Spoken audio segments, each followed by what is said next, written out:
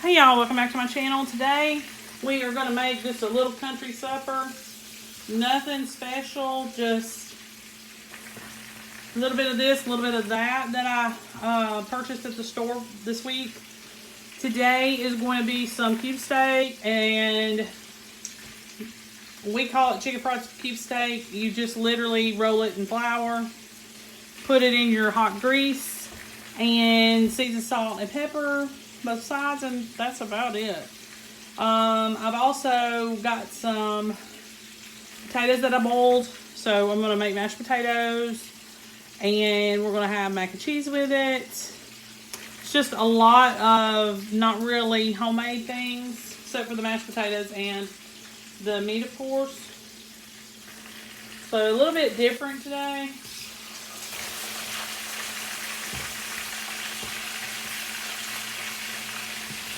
But hopefully everybody will enjoy it.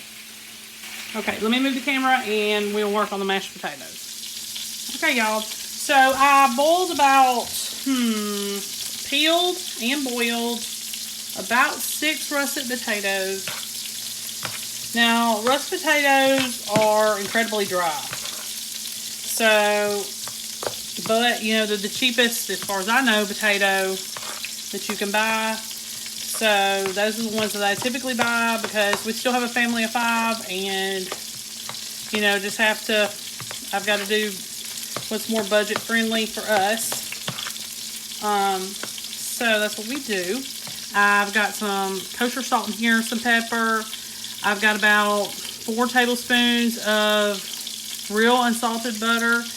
Now you need to, you know, put some warm milk with this would be perfect, but I have to do mine with chicken broth because I've got a son that's allergic to milk. So that's what I'm going to do. Just going to mix ours with a little bit of chicken broth,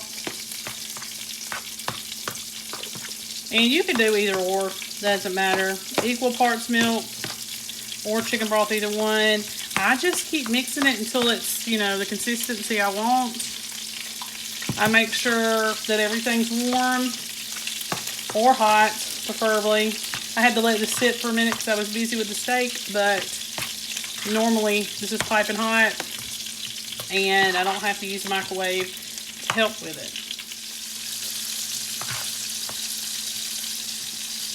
Just a little bit more in here.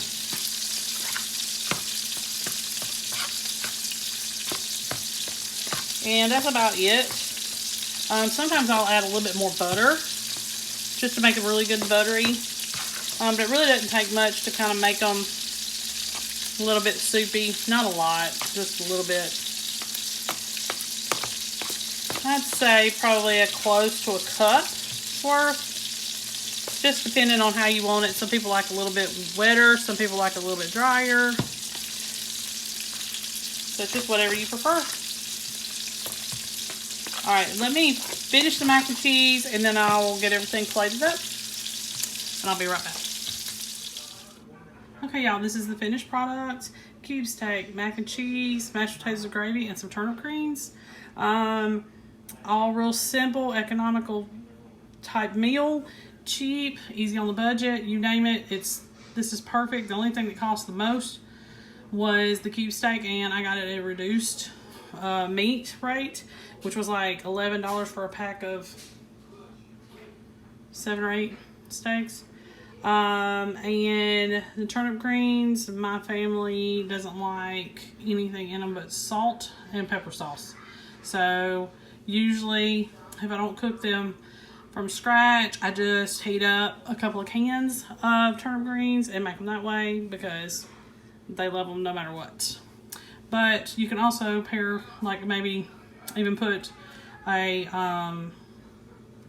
you can also put like roll with this or some cornbread with this. I just didn't do it tonight because I didn't have time. But perfect meal. Doesn't matter if it's got double starches because they're going to love it anyway. Okay, y'all. So another dinner at our house that we do not every week, but it's just something that is really great and on a budget. is we will either have hot dogs or we'll have chili dogs, and usually a lot of times during the colder months we'll do chili dogs more. I always buy Ballpark Franks the bun length beef, but I mean, of course you could use any. And we get canned chili instead of me having to cook it or anything or make it like that. And it's just really easy, cheap, quick, simple. You know, just depending on how much you're going to spend. I usually get just the Walmart chili because it tastes fine. And like I said, we only use Ballpark Franks for our hot dogs.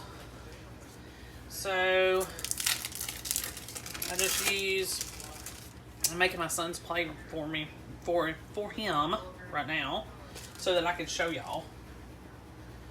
And I just, you know, I mean, it's kind of self-explanatory. I boil most of the family's hot dogs except for my husband's. So about 2 tablespoons of chili is always enough. My husband likes his charred. And since I'm not grilling them, I mean, I could. You know, if I could, it'd be fine. But if not, if we don't do grilled, we take these and I put them in just a little bit of oil in a skillet and then just roll them around in there for a little bit. And that's usually enough to warm them up and char them. So that's what he'll have.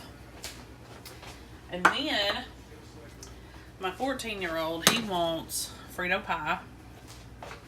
So I get corn chips and we put chopped hot dogs on there.